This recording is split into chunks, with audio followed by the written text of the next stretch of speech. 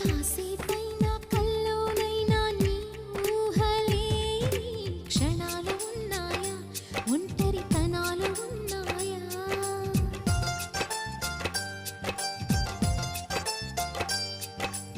ఏం చేస్తున్నా ఎటు చూస్తున్నా ఈ రూపులోనే ప్రతిదీ చూస్తున్నా నిన్నే ప్రపంచమంటున్నా.